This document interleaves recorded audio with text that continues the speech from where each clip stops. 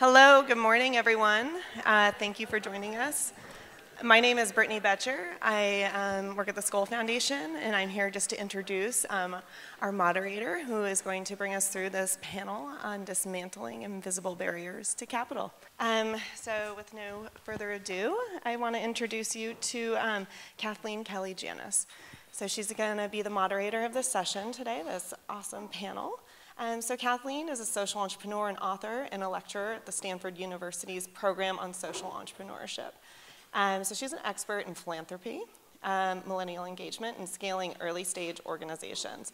Her work has been featured among many media outlets. And she also has a new book that came out recently around social startup success, how the best nonprofits launch, scale, and make a difference. So she's a co-founder of Spark, a network of over 10,000 millennial donors, which seeks to advance gender equality by engaging the next generation in accessible forms of philanthropy. So I think something that is near and dear to many of us. And so she's also on the board chair of Accountability Council in Halla School. And I think something that may come in handy maybe tomorrow, she's also a yoga instructor, so maybe you could like lead us through morning yogas at some point. So thank you so much for hosting this panel, and yeah, take it away. Thank you so much, Brittany, and thank you to Skoll for hosting this panel on this really important issue, and thank you all for being here to dig into it with us. So over the past 5 years, I've been working on this massive research project to try and understand why certain organizations succeed and scale while others don't. And so through the process of writing this book, I've interviewed 100 social entrepreneurs, many of them Skoll awardees. And as I was writing up their stories for social startup success, I realized this pattern that many of the stories started in much the same way, that so-and-so graduated from Harvard and started her organization, and so-and-so graduated from Stanford and started his organization.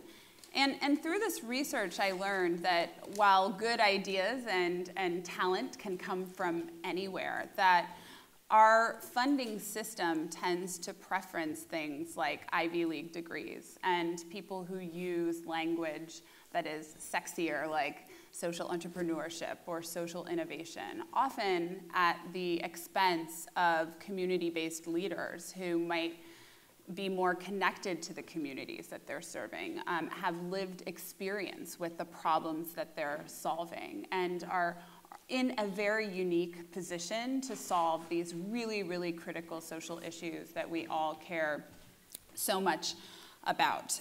Now, I didn't write a book about how getting an Ivy League degree is the key to social startup success. That would have been a really terrible book and not sold very many copies. But I did, through this process, become very passionate about invisible barriers to capital that prevent great leaders and great ideas from ever getting off the ground.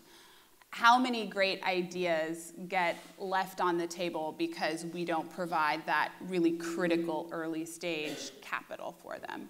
How many great solutions do we miss because funders are not proximate to community-based leaders? And so when you look at the data, the research shows that funding is biased, that Echoing Green has done some phenomenal research on this, and their data shows that their white applicants tend to raise twice as much as their people of color applicants 5 years after applying for their seed fellowship, and that a similar disparity exists between women and men candidates. On the for-profit side, there's new research from Digital Undivided, which calls Black women in America the new unicorns of tech, because their data shows that on average, African-American-led companies raise just $36,000 in angel investment funding versus a $3 million national average. And that only 0.2% of venture funding goes to African-American leaders. And now if you're in the global south and you are a person of color or a woman, of course, these disparities are even more pronounced. If you look at the people who are distributing the capital, I think it paints a pretty clear picture of why this might be happening. 94% of foundation presidents are white. 85% of foundation trustees are white. 74% of foundation staff are white. And this is a problem when people tend to give to people who look like them. We also know that venture capital firms are 3 times more likely to invest in women-led companies if they have a woman on their partner list. But only 6% of venture capital firms' partners are women, and only 2 in 5 venture capital firms even have 1 woman on their masthead. So these are the systems that we're dealing with. And our funding system is reinforcing the very inequality that we are all working so hard to fix.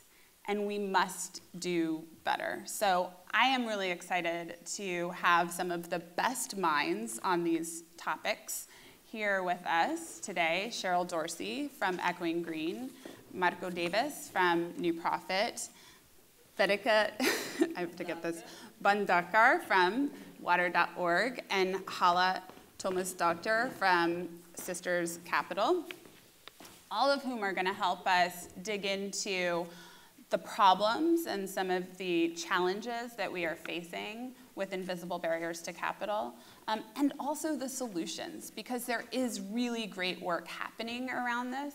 And my hope is that everyone in this room, whether you are a funder or a nonprofit leader or an academic or just care about these issues, that you will be able to come away with 1 or 2 ideas for tangible ways that you can improve diversity, equity, and inclusion in your own work. So that's the agenda for today. I'm going to start by asking each of our panelists to give a brief introduction to how you came to care about this topic. Morning, everybody. My name is Cheryl Dorsey. I'm president of Echoing Green. We are the leading angel investor in early stage social entrepreneurs. We've been at this over 30 years. How did I come at caring about this? 25 years ago, I got an Echoing Green fellowship, changed my life when I was starting out as a social entrepreneur. I was actually working on racial health disparity issues in inner city Boston. Back in the day, black babies were dying at twice the rate of white babies in inner city Boston, despite being a stone's throw from some of the best medical facilities around the world. Echoing Green was one of the earliest funders of social entrepreneurs, but was very interesting relative to others in the space, and still so, that we've always done our work at the intersection where social justice meets social innovation. So sort of baked into the DNA of Echoing Green has always been a lens around justice, structural inequity, and it's just sort of who we are and sort of the collective voice of our community. Great. Good morning, everyone. My name is Marco Davis. I'm a partner at New Profit, as Kathleen mentioned. My father is Jamaican, from the island of Jamaica. My mother is Mexican, born and raised in Guadalajara, Mexico, both immigrants to the United States as adults. So I often say that the conversation of diversity, equity, inclusion is basically one I've had my entire life. I came to New Profit 2 years ago, and New Profit is one of the earliest venture philanthropy funds. It was, in fact, started by a social entrepreneur, an Echoing Green fellow, in fact, where, having run nonprofit organizations, she discovered that there was sort of a gap in the social sector in terms of funding for nonprofits who needed to scale up, to expand. So we're a funder in the sort of later stage of the process to help organizations expand and grow. And as we began to look, and as this conversation around diversity, equity, and inclusion grew in the United States, we began to look at our own portfolio and noticed that there was sort of some glaring gaps in terms of the diversity of our own sector. And so what that's led to ultimately is now we're actually building a comprehensive strategy, a multi-part strategy about ways in which the sector overall can advance diversity, equity, inclusion. And that includes our bread and butter work, which is providing growth capital, that unrestricted funding to diverse leaders. We're starting with African American and Latino leaders and women to help them expand and grow their nonprofits. But we're also sort of looking at, in a catalytic way, how to move the sector in terms of from the funding side, whether it be institutional funders or individual donors, as well as from the practitioner side in terms of white nonprofit leaders and board members of nonprofit organizations, how they themselves can also improve on this area. Great. Good morning, everybody. My name is Vedika Bhandarkar. I work for an organization called Water.org. And our focus is really access to water and sanitation for people living at the base of the economic pyramid. I've been working here for a little over 2 years. And one of the reasons I got here, and this is my second career, my first career was investment banking, finance for 25 years. And one of the reasons which attracted me to Water.org, and I want to talk about this a little bit during our conversation, is the lack of access to water and sanitation. It has a huge gender lens, which is the lack of access to water and sanitation affects the women and the girl child much more adversely than it does the men. The positive thing is when you do get access to water and sanitation, the positive impact on the girls and the women is much more than it affects the men. And that's one of the reasons which got me to Water.org, and I look forward to talking about it more. Halla. Good morning, everyone. My name is Halla, and I'm from Iceland. Some people say the best place in the world to be a woman, and I would agree. We lead the world in terms of closing the gender gap, but that's happened because we've actually worked really hard at that in my country. So 20 years ago, I was an entrepreneur. I was on the founding team of a new university, and we decided to teach entrepreneurship. It was a novel idea at the time. We were not brave enough to teach social entrepreneurship, but we decided to teach entrepreneurship. And so we went to the new state venture fund and asked them, what's the situation? You know, who are your entrepreneurs? And we discovered that about 13% of the applications came from women, so 87% came from men, but women got less than 3% of the funding. So I created and led the first women entrepreneurship program in Iceland and a lot of empowerment initiatives around that. And after years of doing that, I discovered that the real gap wasn't competence, but maybe confidence. And it was between money and women. Somehow those two worlds didn't match. So about 7 years later, after doing this program, I founded an investment firm with a vision to put feminine values into finance. Now this is 11 years ago, so this was considered quite crazy in my country. And as most of you know, this is in the year 2007, so a year and a half after we founded our company, Iceland's economy experienced the greatest economic meltdown in history. And we survived with feminine values at the heart of our company and didn't lose any money. And so I became really, really convinced that how you work matters so much more than what you do. In everything, and I've been relentless since working at this. But fast forward from those 20 years ago to today, women are still receiving about 2 to 3% of venture capital, and women and minorities manage less than 3% of all the institutional capital in the world. So Houston, we have a problem. Yes, we do. So Cheryl, you as the CEO of Echoing Green have this incredible data set. You have 3,000 applicants to your fellowship every year, and that gives you a really great perch to see some of these trends. So tell us what you are seeing in your fellowship applicants and the barriers that you see them facing in the early stages of social entrepreneurship.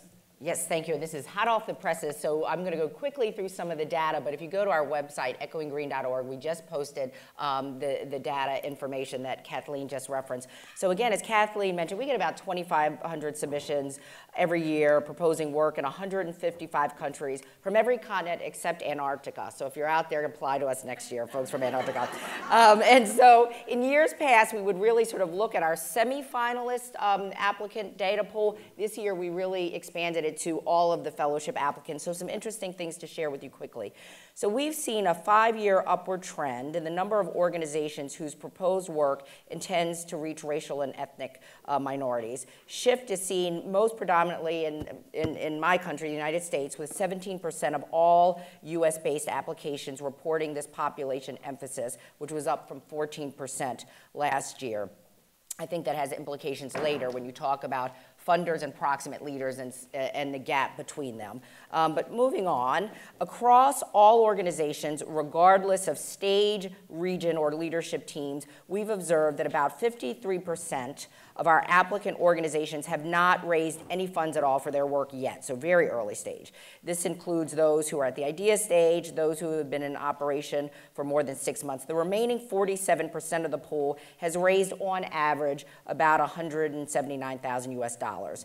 The average is heavily skewed by a concentration of funds at the highest end of the spectrum, with 10% of our applicant pool responsible for 85% of all funds raised. Now here's where I want to share the emphasis.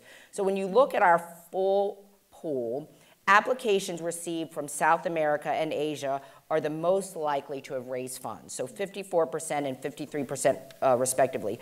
Organizations proposing work in Africa were the least likely to have reported receiving financial support, with only 41% reporting having raised funds.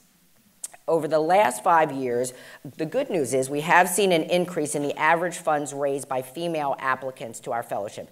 So this year, individual female applicants reported raising $104,000 US dollars compared to an average of $94,000 raised by individual male applicants. This is the first time in our history that female applicants have reported raising a higher average amount of funds than male applicants.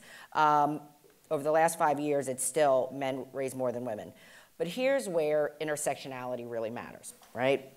So the clearest picture of this is that when you look at the data, our US applicants who have raised funds, black women report an average of only $79,000 raised compared to $119,000 by black men and $171,000 raised by white women, compared to $117,000 raised by white men. So this data is really critical because the numbers do illustrate the story and the disparities that you've been talking about. Yeah, and I think it's important that you're raising this question of who is getting funded in the early stages, because, you know, you say 53% of your applicants haven't even raised capital. I mean, you think about what it takes to even get to the stage where you are making an Echoing Green application. It is a luxury to be able to say, I'm going to just take 6 months off and test this idea and forego a salary, and that is a barrier in and of itself.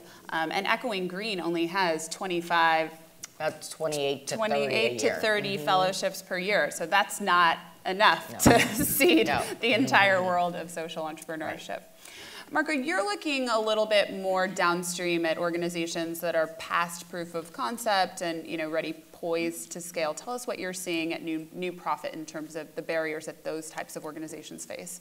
Yeah, so as we began to sort of seek to expand and diversify our portfolio, we started to encounter a set of organizations and leaders who were running sort of solidly, somewhat known, well-respected organizations, but that were still somehow sort of trapped in the startup phase. They sort of often ping-ponged from sort of startup and or accelerator program from one to the other, just getting sort of smaller, still continuing sort of seed capital.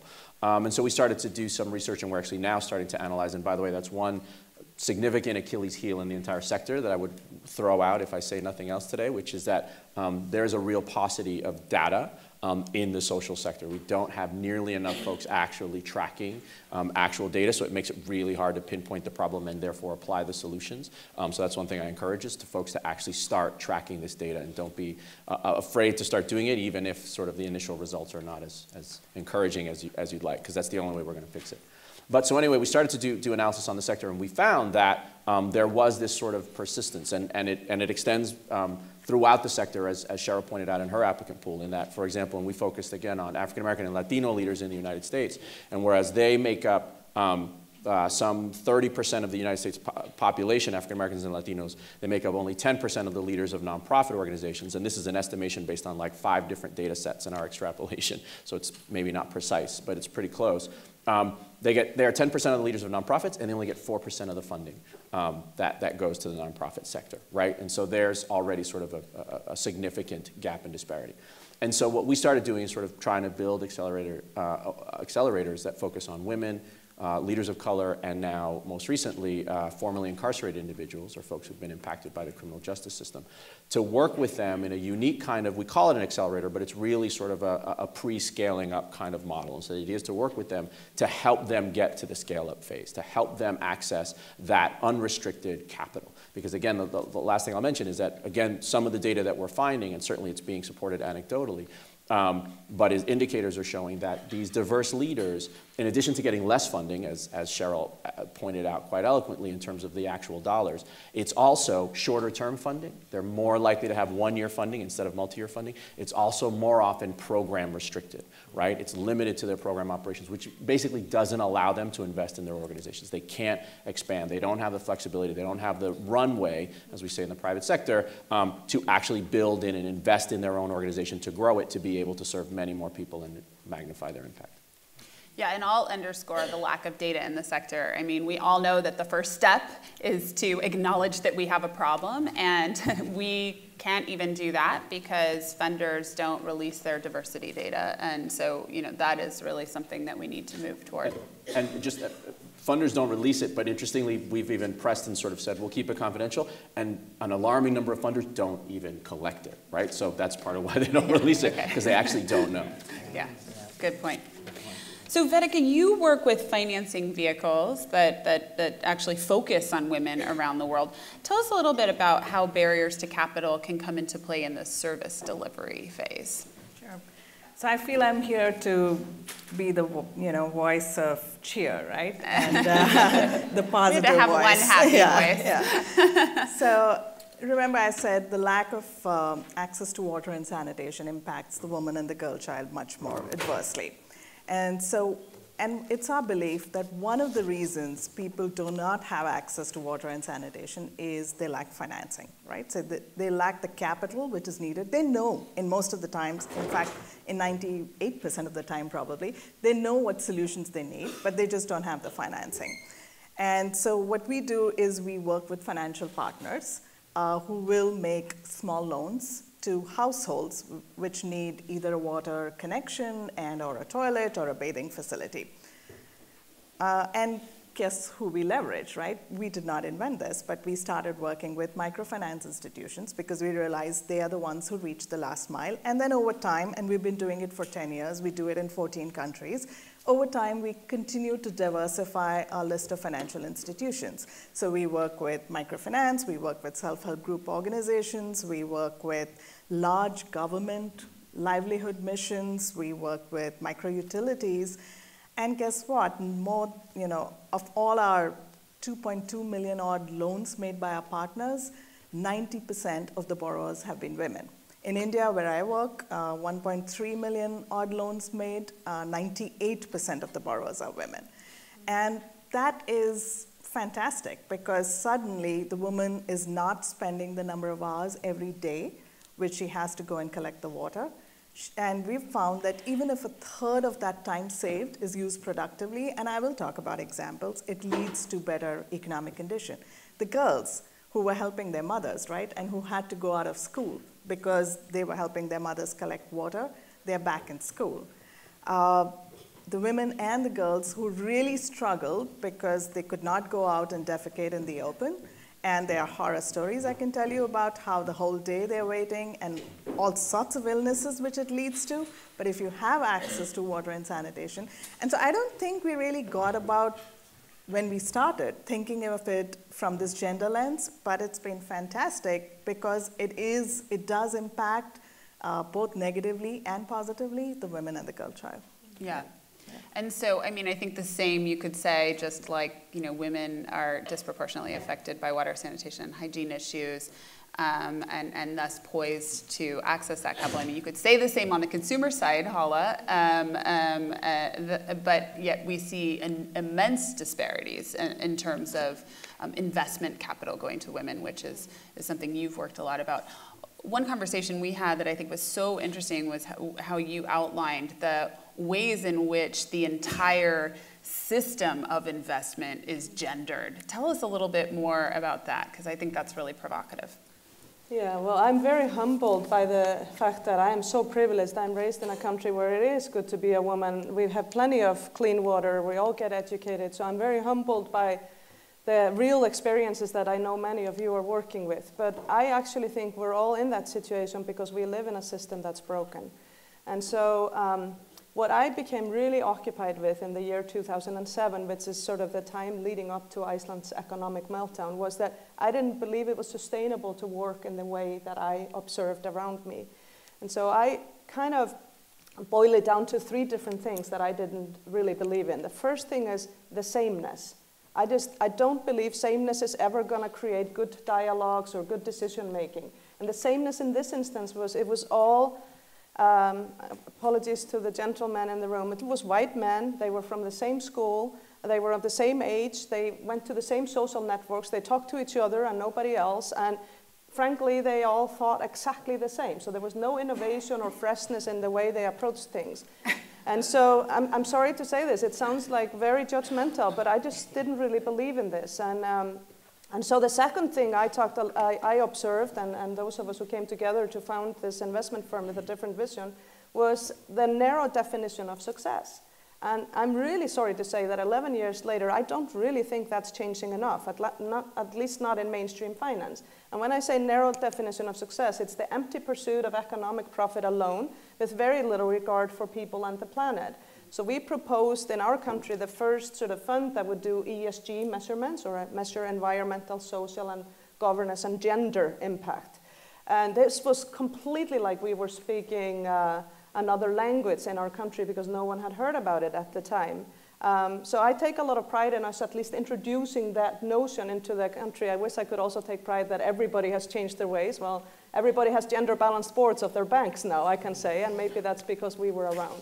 The third thing, so I don't really believe in that narrow definition, and I think that's wrong. The third thing that I think we have to talk about, and that is the stereotyping or the unconscious bias that is everywhere in this sector. So we have research that shows this, but we also all know it from our own experience that, you know, you think of an entrepreneur or a leader and you think of a man still today, and you think of a white man to be more specific. And so our notion was, and there's a lot of that. For example, women and men go in front of VCs, even in Sweden, which is also up there leading the world in gender equality. And the man pitches an aggressive plan, and they say, oh my God, he's promising young and promising and ambitious. And the young woman goes and she is young and naive and not really credible, because her plans are too lofty. I mean, this has been recorded on the record as they listen, and both male and female venture capitalists fall into this. So the final note I would like to say, the reason I talk about feminine values into finance, I really don't think this is a sex issue, but I do think this is a gender issue. So let me talk briefly about the difference, because not everybody has sort of seen this. Yeah, it's not about our biology. It is about sociology that has created separate spheres in this world where we value the masculine or testosterone over estrogen, where we value, so I became famous after Iceland's economic collapse because I said to Wall Street Journal that the reason for the collapse was too much testosterone on Wall Street, or around Wall Street. I really don't think there's anything wrong with testosterone, and I don't. I just think if it's out of control, it's not sustainable. And so, as a woman at midlife, I believe in hormonal balance. So the whole idea behind feminine values is not that it's about women versus men, it's about the fact that we need to embrace at the heart of finance and our economy a more balanced set of values, a more holistic view of success. And I think that is the way to heal our system that I think is incredibly broken. Absolutely. And you touched on this in this idea of how pitching and competing, and this is all very gendered. And Cheryl, I mean, Echoing Green is a pitch competition, right? And that presents a challenge to people who might not feel comfortable pitching. I mean, how do you reconcile that?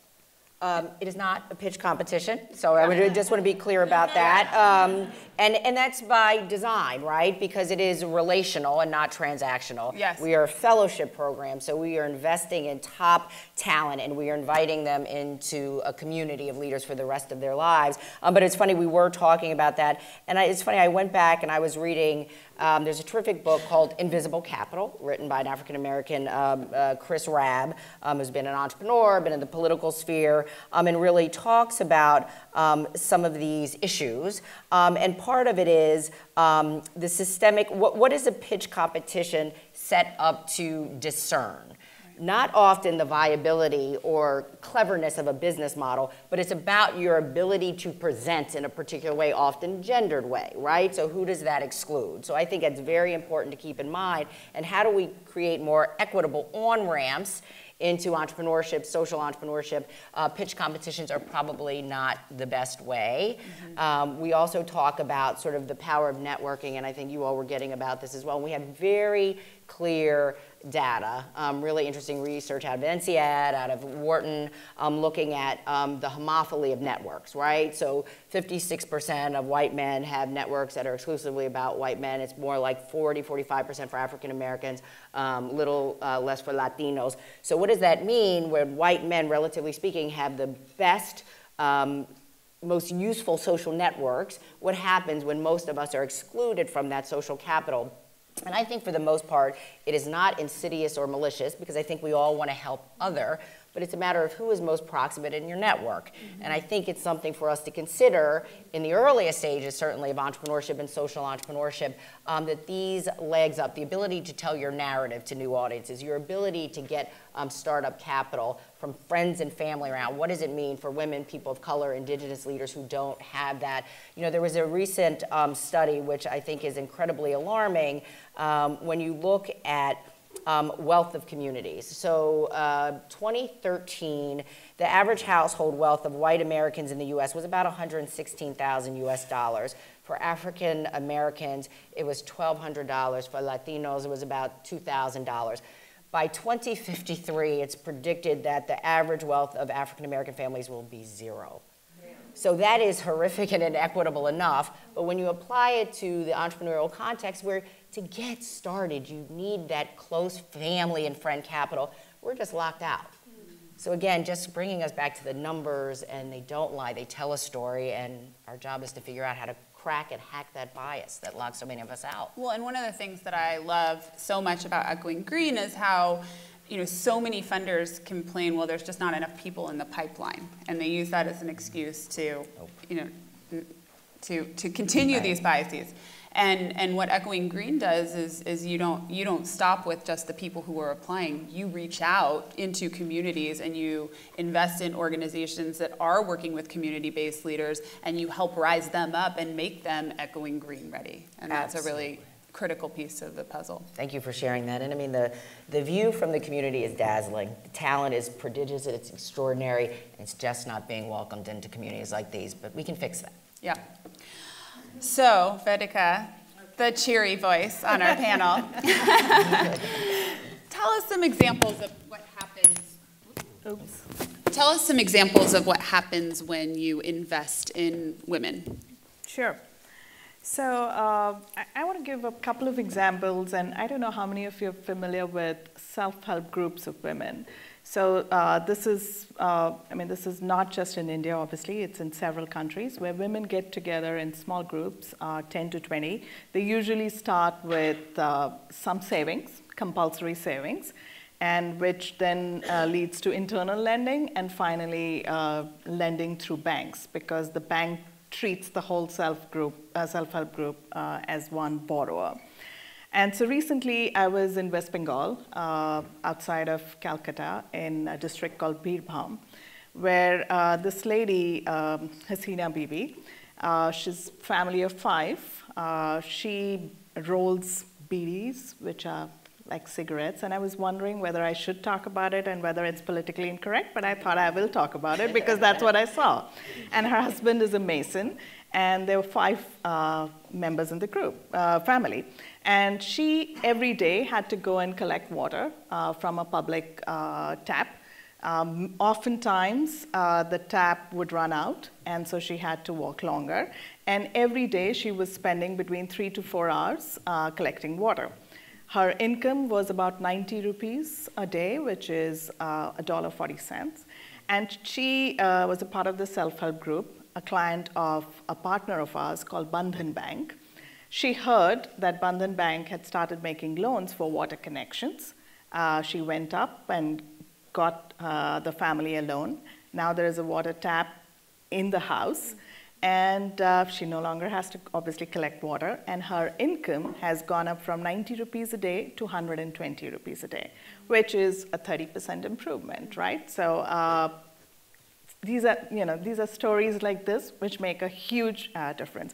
But there are many layers to it, and when I go on the field, and as you can probably make out, I work in India. So when I go out in the field, I'm asking these women often as to why, what does being part of the self-help group or a joint liability group does to you.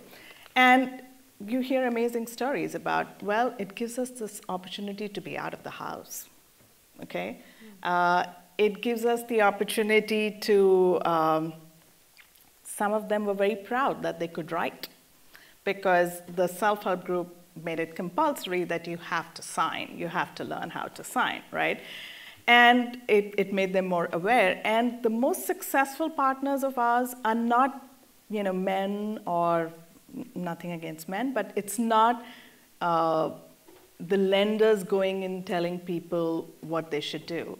What they're really working with is community leaders. So from these group of women, have 1 or 2 or more, train them and spread the message. Because as I said right at the beginning, the communities know what solutions they want. And I think it's a mistake we would all make if we go and tell this is what you should do.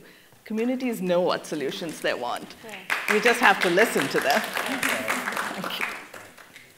Yeah. And this increase in income that you're talking about and investing in entrepreneurs in the community is what leads to shifting that trend that Cheryl was talking about, so that we can instill a culture of innovation and give people the resources that they need to be entrepreneurs in the first place. Marco, tell us about an example from New Profit's work of investing in an underrepresented entrepreneur and how that shifted their trajectory.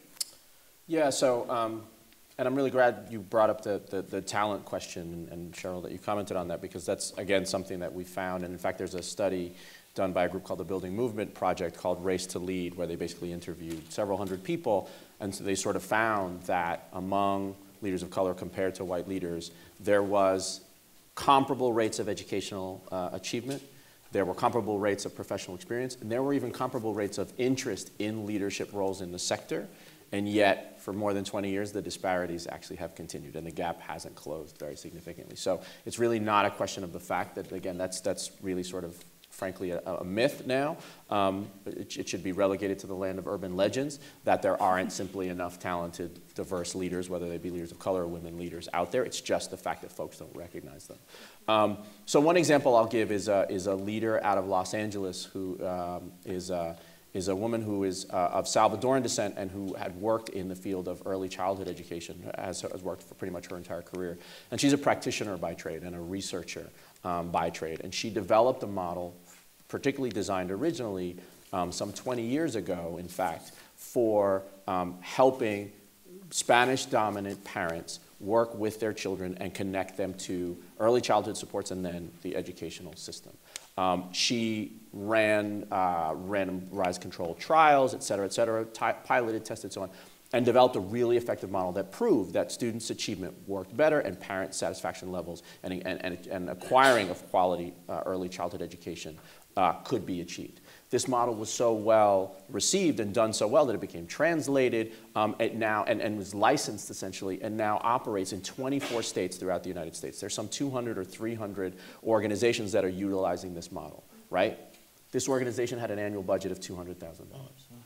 This organization was housed under a local nonprofit in Los Angeles up until 3 or 4 years ago. And so in fact, they came to us as a startup, right? Because they had just achieved their own 501c3 status in the last couple of years. Because this woman hadn't been an executive director. This woman hadn't done the traditional social entrepreneurship stuff. She hadn't been hustling at these accelerator pitch competitions. She hadn't been going out trying to strike up donors. She had been working the research of her program, of her model, which again is unquestionably effective and successful, right? And so what we were able to do is work with her and sort of say, leverage what success you've had, and we simply need to introduce you to the folks who are trying to make a difference in that space and open up the world to folks that, again, that simply had never heard of her. The joke I'd like to say is that, with all due respect to the publication, which is phenomenal and extraordinary and so on, the fact that she had never appeared in the Stanford Social Innovation Review meant that she did not exist, right? And that simply is unreasonable, right? That's not just unfair, but sort of irresponsible, I think, frankly, right? And so that's sort of the idea, is that we're trying to find folks who don't have those champions who are connecting them and introduce them, who are not on the circuit, and simply, on the one hand anyway, connecting them to those networks, to those spaces, so that the work they're already doing, the solutions they know, can simply be acknowledged, recognized, and supported. So give us some specific examples of how do you get her, into those networks beyond, connecting her? How do you make her ready to, pitch to those people? Yeah, so I mean, that's sort of New Profit's sort of classic model, is that we provide, again, as I mentioned, sort of the venture capital approach to philanthropy. So we gave her some unrestricted funding, first of all, which she also was able to leverage and work with to help strengthen and revise her strategic plan, and in fact, her entire organizational theory of change and so on piece. And in fact, she tells a story that she went to an institutional funder that shall remain nameless, that she'd been talking to for a while about getting funding. And when she mentioned that she'd been accepted into our accelerator, that funder sort of ears perked up. That funder said, "Oh, really?" And so it became kind of a seal of approval, the fact that we had worked with that person, with that funder, right? And I won't put that funder on the spot. But so that already is just an initial sort of set of credibility. This is something that, again, that we've known for years, that Ashoka has done around the world, with sort of anointing social entrepreneurs as being sort of credible and legitimate and so on. So that was one. But then also the practical training and support we do provide, again, that usually someone has in board members or peers or through their own social network and the invisible capital, as Cheryl referenced, who can provide sort of that guidance to folks about sort of strengthening their pitch, about introducing them and bringing them to conferences, or even, frankly, suggesting that they ask if there might be a scholarship for the exorbitant registration fees for some of these conferences, so that the person can attend based on their actual financial budget of the organization, coupled with the fact that their program is so successful. So it's some of those tips and techniques, again, that we know that, frankly, all social entrepreneurs need, that all social entrepreneurs don't access equally, but that, again, the data is showing that underrepresented groups, part of the thing they're missing is that very level of informal type of support and coaching that helps get them on the map. Great, those are some really good practical tips. Okay, so before we turn to the Q&A, I want to shift to how we transform the system. So Joy Anderson, is Joy here? She gave this really great framing from the Criterion Institute the other day at the Wild Summit. And she said that one of the ways that we can think about these invisible barriers to capital is in 3 stages. One is the awareness, which we talked about, which is acknowledging that we have a problem and collecting data and getting funders to release their data or even collect it in the first place. The second is assimilation, which we've talked a little bit about, is how do you get underrepresented groups to operate within the systems that exist, as broken as they are. Some of the tips that Marco was giving are a great example. And then third is the transformation. So how do we transform the system itself to make it less biased? And the reality is that we have to work in all 3 of these categories. And I think the transformation one is often the hardest. It can feel like moving a boulder up a mountain. Halla, you have done some really interesting work through your investing in thinking about how to take a more feminine approach. Tell us a little bit more about what that looks like in shifting the system. Well, over the 20 years, I've kind of transformed to the place. So 2 years ago, I kind of left the commercial side of my life and ran for president in my country. So I guess you can gather from that. I didn't win, but I was the runner-up. Anyway. So I guess you can gather from that I'm impatient to change the systems. And I've been really occupied with that. But what I really have gathered from everything I've done, whether I've been a board director, entrepreneur, teacher, investor, or educator, I've done lots of different things in my life, and what I've learned from all of that is it's not what you do, but it's how you do things that matters. That's the definition of success to me. It's how you work, and I think that's been really, really clear on the principles or the values or the morals that you embrace. And so when we founded the company, again, this is 11 years ago, our overriding vision was to incorporate more feminine values into finance. We were running a private equity fund and wealth management and corporate finance, so we were sort of an investment bank in a man's world for sure at the time. But more specifically, we broke that down to, for example, one of our principles was profit with principles. So we were a for-profit company, but we cared how we would make that profit and made very clear that we were going to do that through, if you will, a triple bottom line lens, which was nobody had even heard about in our country, at least at the time. Another one was, you know how people talk about it takes risk to make money and to be an entrepreneur and to be an investor or be in finance.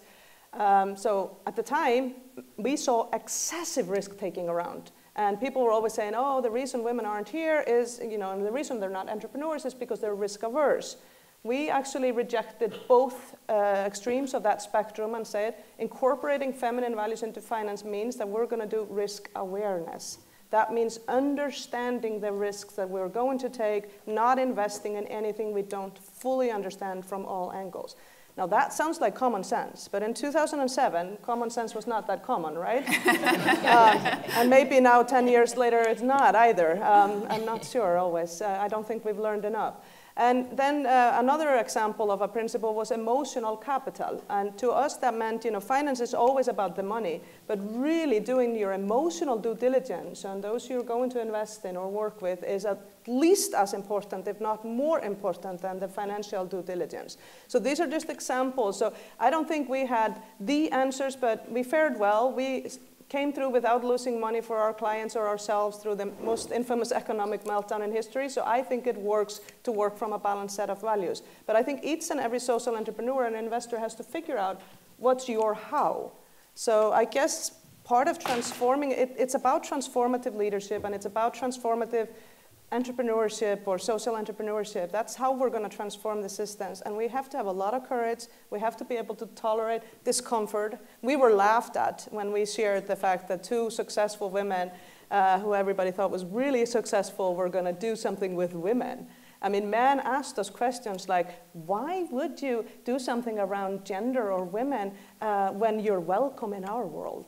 And, you know, as a football fan, it's kind of like, why would you play 4th division if you're welcome in 1st division? You know what I mean? And so that just goes to show. So it takes a lot of courage to actually go out there and really say, I'm going to make an honest attempt at changing the system by doing things with a different how. That's my best advice for all those change catalysts in the room.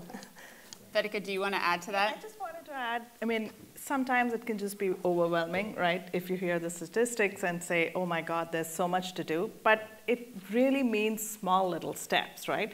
And so I go back to my investment banking days, and one of the things which we used to hear from supervisors is, oh, the reason we don't have diversity in our groups is because the pipeline is so, you know, the pipeline's not there, it's going to take forever, and, you know, forever means it certainly won't be in my daughter's time, maybe not even my granddaughter's time.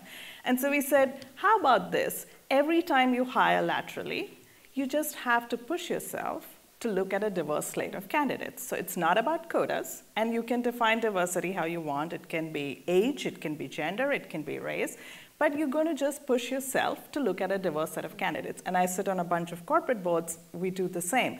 And guess what? Once you start pushing yourself to do that, magic starts to happen. Yeah. And so it's a very small step. Yeah. But I think it's all about taking small steps. I think that's a great strategy that can be applied in philanthropy too. There are funders now who are taking what they call serendipity meetings, which are, you know, allocating 1 or 2 hours of your week to meet with people who would not come through your traditional channels. It's a numbers game. It is about looking at those candidates. One more question for Cheryl before we go to Q&A, because I know Echoing Green has been doing really amazing work around the transformation piece and shifting the system by which you select candidates. And how have you integrated some of your implicit bias training and to help work to change the system? Sure, and again, we make the road by walking, and every day we're trying to get a little bit better, but very quickly I'll share a couple of things. So we have always been the most diverse community of social entrepreneurs, but even we live within sort of a system that is biased. So a number of years ago, we looked across our practices and did a couple of things. So one thing that we do now is the first screen of our application pool is done completely blind. So again, all of the attributes beyond sort of the idea and the business model, gender, race, ethnicity is now scrubbed. So you don't see that. We now have a portfolio that is made up, the majority of our social entrepreneurs are women, people of color, and truly proximate leaders. We also implemented a couple of years ago, working with one of our social entrepreneurs, an amazing young man, Anuraj Gupta, of South Asian origin, lawyer trained at NYU, who after a pretty tough experience in a doctor's office in the US, started to think about bias and how it impacted communities of color. So started an organization called Be More America, actually working mostly with police departments in the United States, but mindfulness training to decrease bias in systems. So we now work with Anu, with all of our judges, to do both implicit bias training as well as a mindfulness exercise before we interface with any of our applicants. Which has been wonderful. Another thing that we do is what you mentioned earlier around the enabling environment. Boards are not diverse enough. We have a program called Direct Impact that trains young business leaders, the majority of whom are women and people of color, to serve on boards. This is what we have to do, and the majority are also under 40. So that's really excited about that. And my colleague, Min Pease, raise your hand, Min, who runs our impact investing program at Echoing Green, is just about to launch an experiential learning program for impact investors who are women, people of color, and working with proximate leaders to come into the impact investing space. Because if it is about homophily, like investing in like, the only way we're going to start to unlock more capital is to get more folks who look like us into the space. So we're working on that. We also, very interestingly, just completed a project with data scientists from IBM about how do you apply artificial intelligence, deep science, and cloud-based work to predictive selection processes, right? And it's still a theoretical exercise, but we're about to launch the next stage of that research to see if you can use these tools, the algorithms, to help filter bias out of the process. So I'm really hopeful. We're just starting that work. And if we can come back next year and maybe tell you that we're on our way to building a tool that we can share widely with the field and about using data for social good. So stay tuned for that. That's amazing. Yeah. You heard it here first. Yeah. Well, a lot of great solutions on this panel, I think, to give people food for thought. We'll turn it over for questions. Yeah. You go in the back. Hi, thank you very much for all your presentations, so fascinating. I've actually been involved in the establishment of a women's investment network in Australia called the Scale Angel Network. And the reason that we've done that is because women not only don't have access to capital, we've found actually that women are much more risk averse in the investment process. And it's been a really, really interesting journey for us to not only ensure that the entrepreneurs who are applying for the capital actually get to pitch correctly and get a fair sort of hearing, but also for the investors, teaching them actually how to spend money, how to invest. Have you found that women don't invest in the same way as men do? Halla, Want me to answer? Yeah. Well, thanks for sharing that experience. Couple of thoughts come to mind. When we founded the company with the vision to incorporate feminine values into finance, we actually expected that our first customers for wealth management, et cetera, would be women. But it turned out to be brave men. And then the women came, which is really interesting. So I think there is maybe something to the fact that there is a confidence gap for women when it comes to money. Not a competence gap, in my opinion, because I think they are fully able to understand and do everything that everybody else does, but the confidence may not be there. So we did a lot of initiatives. We specifically went out sort of and did empowerment with women groups, professional women and all kinds, to just try to get them to think, to feel less alienated from the world of money. So I think when we lowered those barriers, actually that was very helpful. When we spoke simple language, one of our values was straight talking, not throwing around complicated language that nobody understood. And we told all of our employees and all of our customers there are no stupid questions. The only stupid question is not to ask questions.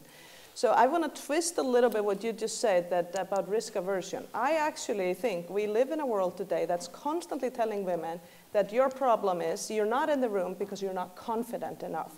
And I don't think that's good advice, because I don't even know what you're supposed to do with that. So what I typically tell women is have the courage to try, and then your confidence will build from that. So embrace courage, because you can be courageous today, but how do you all of a sudden, do you power pose? I mean, there's all kinds of advice. and you know why I have a problem with that? Because in my first job, I started my job in corporate America, and my first mentor was an African-American man over 60 who had enough experience and wisdom to share with me early on that when I was going to go out and hire people, and I would ask a man about his abilities, he would tell me about his abilities, and then I would be wise to divide by 2.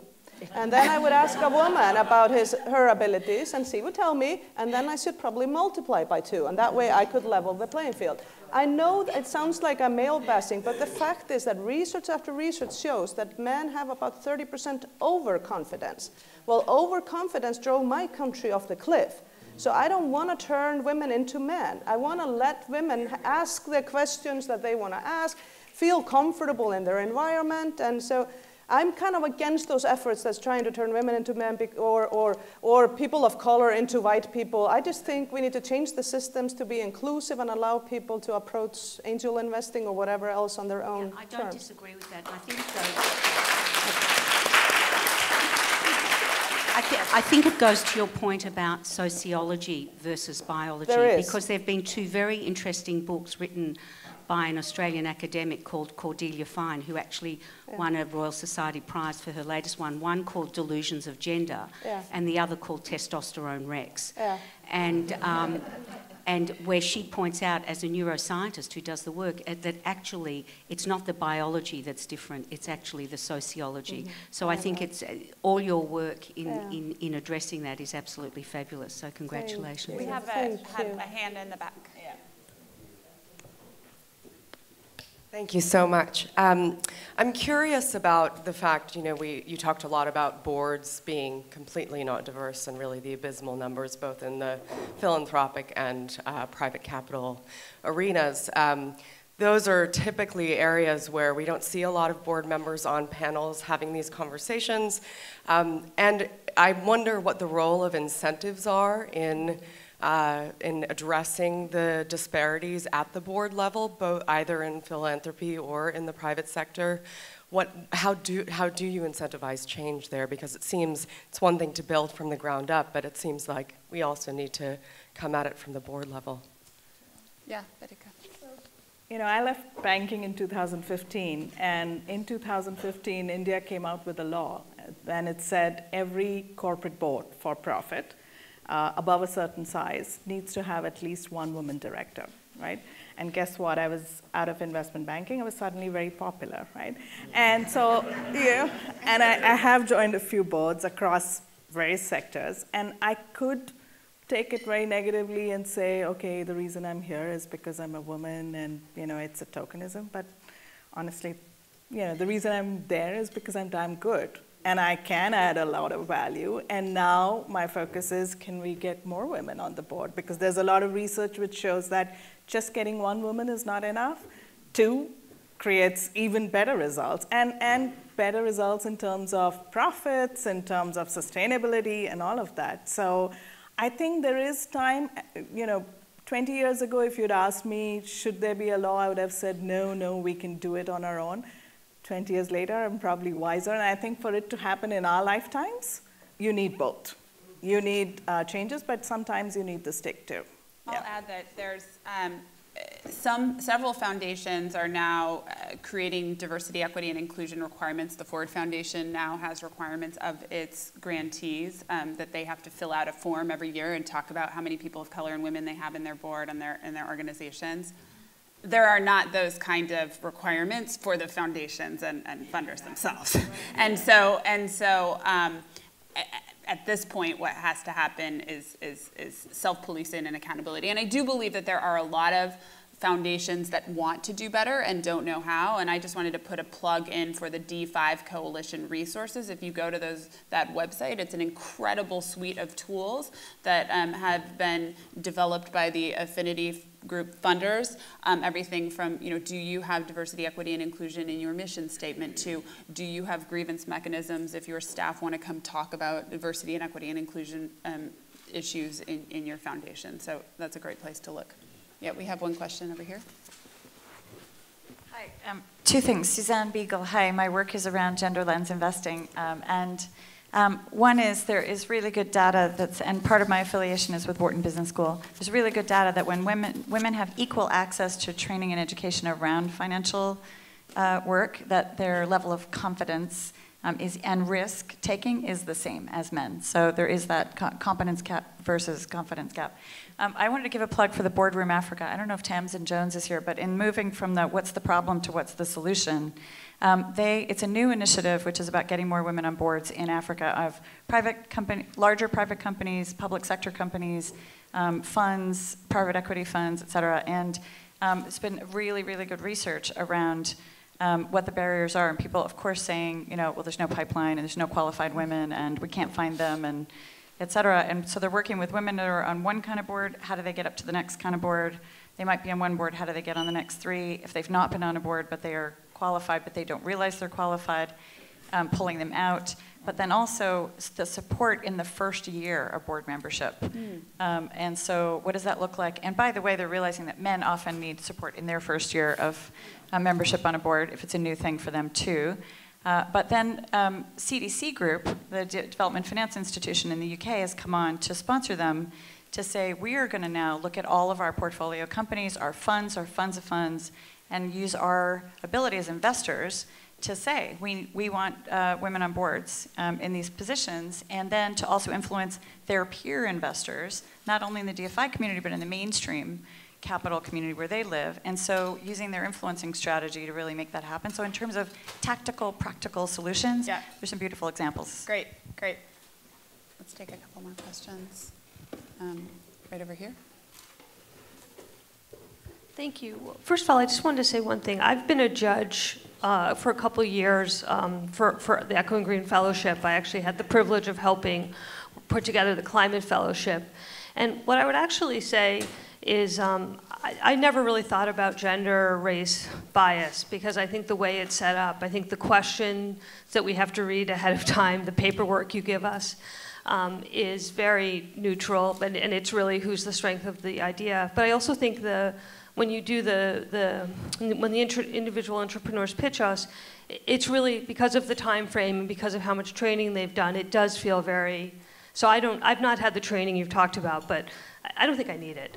But I actually had a question. We hear so much about the fact that capital is transferring to women. I've worked in a bit with some high net worth families and with some of their consultants, and there's this notion that 95% of the women who are going to take over are going to take over the wealth, are going to change their wealth managers. And my sense is we talk a lot, there's so much knowledge in this room of what's happening, and everybody has their own sort of brilliant piece of it. New America Foundation does great work. I mean, there's like so much happening in the space. But what I'm wondering is there something top-down that we can be doing? That an investment banker that's now working in the community. I mean, in there, and we're on the boards. Is there something more top-down that we can be doing that we can also be looking out for, and be telegraphing for that we can all be doing? Go ahead. Yeah. Well, I'll venture out as the radical one here.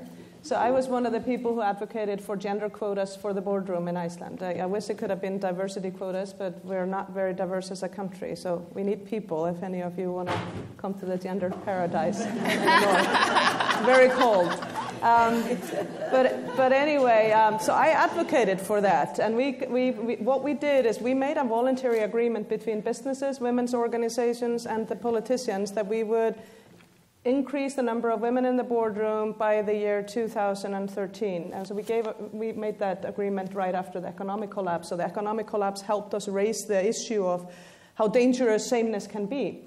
And to make a long story short, we had 12.5% of the boardroom were women at the time, and we went to 25% with a voluntary agreement. We didn't think that was enough, so in 2013 we passed a gender quota that says that 40% of either gender has to be present on any board with more than 50 employees in our country. And what's really interesting to me is the experience has been so positive for women and men. So I want to give you one statistic because I think it's pretty profound. Before we passed it, about 50% of women wanted it, and about 1/3 of men. Board directors. I'm just talking about, we just asked the universe of board directors. So after the experience of a diverse, inclusive boardroom, the dialogue changed, the decision-making changed, everything got better for women and men. And about 90% of women a year ago agreed that this was a good initiative, and about 2/3 of men. So, I mean, everybody raised their commitment to this. So I think maybe gender quota on some of the capital, because to me, less than 3% of money being managed by women and minorities is unacceptable, and it hasn't moved in 20 years, really, even if we see some positive things going on now. I think, why don't we? 50% of the capital at least is owned by diverse people, and why would white men manage all of that with their narrow lens, which they typically have if they've been raised in the financial sector, I'm sorry to say. So I would add, India is behind Iceland. So we've just said that, every board should have, every for-profit board above a certain size should have at least one woman. And now we're going to change it to that one woman should be an independent director. So it's not enough to have the family who started the company, their wife or daughter. I mean, it's good, but have an independent director. But I think that journey doesn't stop there, right? And so I sit on the board as an independent director on very different industries, and just to raise, and I'm often the only woman, right, on the board. But for me, the journey hasn't stopped there. I want to raise the question, and it's a very uncomfortable question to the management team and to the rest of the board. Why don't we have more women among, the CEOs, directs the CEO? And you can expect all sorts of excuses. Or auto components, there are no women in this industry. Oh, financial services, there are no. Oh, really? There are no women in this industry? Let's start the conversation. Let's push each other. Let's challenge. It makes people very uncomfortable. But you just have to keep doing it. And I think we owe it to ourselves to keep doing it. We have a question right here up front. My name is Ati Warku. I'm an immigrant living in the U.S., and I started an organization that works in Ethiopia. And it's been about 8 years. I think I'm here because of the friends and family who believed in me, because it was impossible to raise money in the beginning. And I think it still is very difficult to get to that next point, which is to get to the point you were talking about scaling and all of those things. And I think that all of you have talked about the implicit bias that exists with funders. So I wanted to ask if any of you have advice for the funders in the room. How do they remove those implicit biases that exist in how they select who they fund? Marco, do you want to take this one? Sure. So there's a couple of things I think you can do, and as I mentioned, I mean, one, you have to be able to, as a good friend and mentor sort of said, who's a mathematician sort of says, in order to solve a problem, you have to define it, right? And so I think the first thing is to sort of recognize or create the conditions that allow you to recognize that you have those implicit biases, and that's surfacing the patterns, right? And so tracking the data. Second, I'd say funders, and they're struggling with this, but I think, again, there are solutions, which is to diversify the people in the room. right? So that the folks in the room who have different perspectives, which again, all the data in the private sector is saying makes organizations more effective, makes organizations more profitable. When there's board diversity and more women on boards also, right? So it's actually a business case. It's not even just a moral case. But when there's different people in the room, you can start to surface those implicit biases as well. And then third, it's actually practices sort of along the lines of what Cheryl mentioned, right? Is figure out ways in which you can remove the implicit bias from the equation, right? So if there are things you can do to the application process, things you can do to the review process, the questions you can be asking, or ways in which you can sort of make more consistency in the review process for funding, that will help remove those implicit biases. But ultimately, for me, I think it really starts with having that conversation, with surfacing the data, because again, one of the things is that folks all have well intentions, they all mean well, et cetera, but the nature of the social sector is such that it's so subjective, it's hard often to see where those biases emerge, right? People feel like they're making decisions based on numbers and so on, when it's really based on other factors. And so when you have different people looking at it, and when you have different approaches to making the decision, you find that you can remove those barriers. Great answer. Hi, my name is Amir Fancy. I'm from Pakistan. I run a low-cost private school network. Everything that you all have said has hit home to me. I inherited a family trust which was set up by my grandmother in 1949, so she started that off. First chair of the board over there. That not-for-profit trust now educates about 11,000 children. 50% of them are girls. 95% of the staff are female teachers. 50% of the board are females, including the chair of Oxford University Press in Pakistan. We noticed that bringing the girl child to school was difficult in the conditions where the government schools are running. And something what Vedika mentioned, we had to provide clean water and clean bathrooms for them to come to school. So everything that everybody has said has worked. We had a small issue in terms of growth with the not-for-profit schools. And it was Acumen Fund that came to us, and we set up a social enterprise. So now I'm running a not-for-profit, and I'm running a for-profit with purpose enterprise. Even on that social enterprise, the chair is a woman. The CEO of Acumen, who sits on the board, is a woman. My wife sits on the board, so we have 3 out of 7 on the board. All of what you said is hit home to me, but coming from a country like Pakistan, it's difficult for us to access capital for growth. So Acumen has given us seed for us to do a pilot, which we've done for 3 years, and we've been very, very successful. It took the trust about 70 years to bring in 11,000 children. With Acumen, in the last 2.5 years, we brought in 3,200 children. We'd like to go to scale, and I was wondering if you could guide me or maybe help me put a pitch deck together and connect with the right people in terms of having all the boxes checked, as you mentioned, taking the small decision to actually push ourselves to that limit. How can people like us, coming from countries like Pakistan, connect with the rest of the world to make the impact that we're looking to make? Do you want to take that, Cheryl, since you're working with a lot of global leaders at Echoing Green as well? We do. I mean, again, we're very early stage, and a lot of them, like you, are doing incredible work and are sort of looking to get to the next level. I think part of it is sort of availing yourself of some of the really terrific work and research being done in space, and I'm going to do a total plug. I sit on the board of Bridgeband, which is a terrific nonprofit consulting firm, and they, I think, do really best-in-class knowledge work on how do you support social sector organizations and also how you scale. They did a really interesting study this past summer that was published in Stanford Social Innovation Review when they looked at India-based nonprofits that had scaled successfully and sort of gleaned 5 practices that were essential in scaling quickly effective social sector models. So I would ask you to take a look at that article as a start.